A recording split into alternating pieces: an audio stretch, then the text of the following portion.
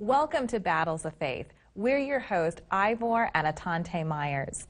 We're continuing our series today on the entertainment industry, but today we're specifically talking about video games. Listen to this. Playing violent video games like Doom, Wolfenstein 3D, or Mortal Kombat can increase a person's aggressive thoughts, feelings, and behavior, both in laboratory settings and in actual life, according to two studies appearing in the April issue of the American Psychological Association's Journal of Personality and Social Psychology. Furthermore, violent video games may be more harmful than violent television and movies because they are interactive, very engrossing, and require the player to identify with the aggressor, says the researchers. That is deep to me, because to say that it could actually be more dangerous than violent movies or violent television programs, I never thought of it as they're actually doing the violence, the person playing the game. So it only makes sense that it could actually be worse than watching somebody else doing it. They're doing it. That's right.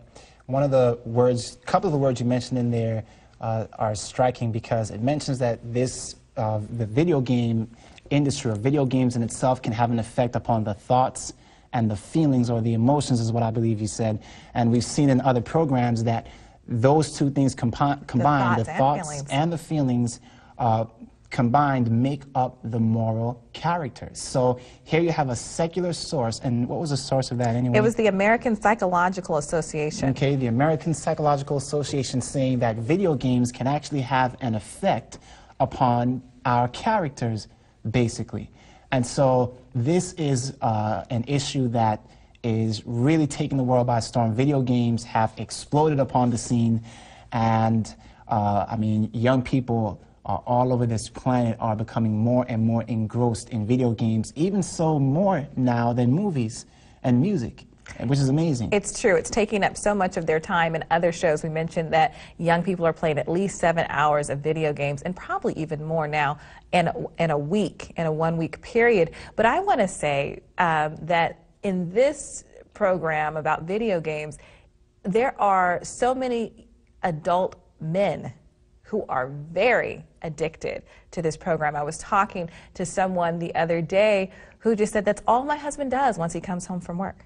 It used to be, okay, all they want to do is watch sports or sit on the couch and watch the news or whatever. But that's all she said he does. And then he even made the comment that this is the only thing that makes me happy. And she was so taken aback by that. She was like, well, what are me and the children doing here? But the point is that it's so addictive. Right. And it's not just for young people. Right. Let's look at one of our definitions on this program today, because you mentioned that one of the reasons they said this was so dangerous is because it is interactive. So let's look at that word interactive. The word means this: acting or capable of acting upon each other. Now that's amazing, Atante, because what interactive means, and in the context of video games, is this. It not only means that we have the ability to act upon the game, but the game also has the ability to act upon me. Wow. You see? To act upon my character, my thoughts, and my feelings. And so while we call the name of this program today the Game of Death, okay? So while we are playing this game, we don't realize that the enemy of souls is playing a game with our souls, and we're calling it the Game of Death. And again, people look at it and say, well, you know, it's just a game, but the fact is that it has actual, it is capable of acting upon the thoughts and the feelings, thus forming our character. That's right.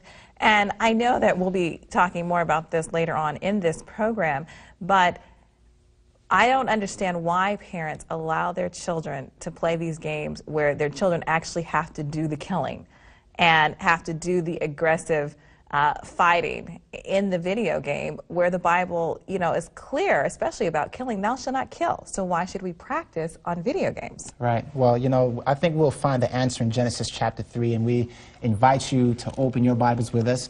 We're going to take a look at Genesis chapter 3, and we go here quite a lot because there is so much packed in Genesis chapter 3, and especially in light of the subject that we're dealing with.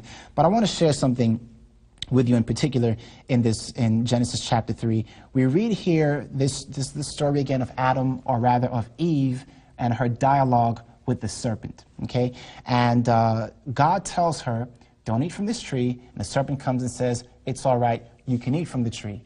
Now, one of the interesting things about this, Atante, is that the serpent was talking, okay?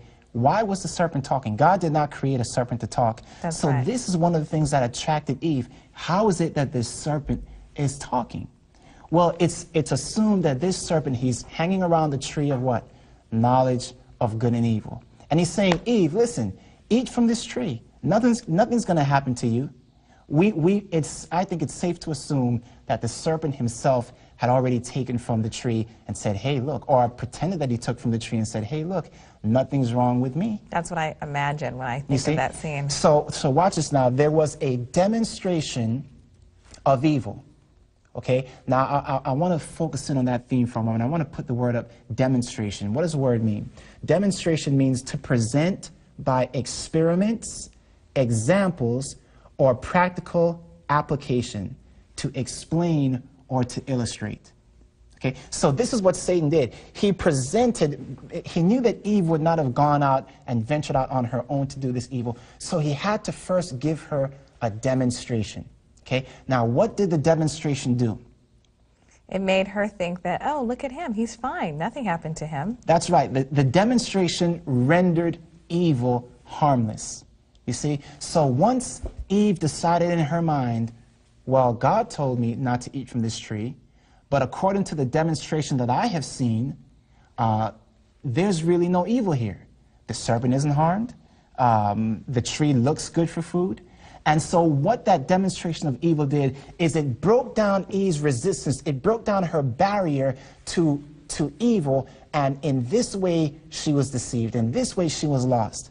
And I want to suggest today that the same thing is happening through these so-called video games. They are demonstrations of evil. And because they're only what? They're Demonstrations. Parents and people see no problem with it because it's not the quote-unquote real thing. It's only a demonstration.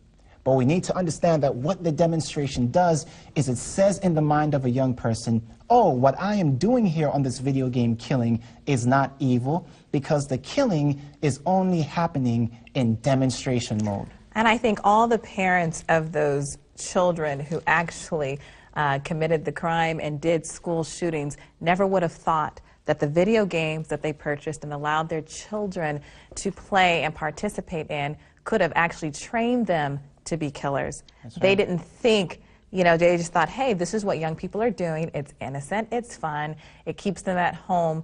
But, and I'm not saying that this is the only thing that contributed to these children's school shooters, if you will, high school shooters, to kill these people, but it definitely, in every case, the research shows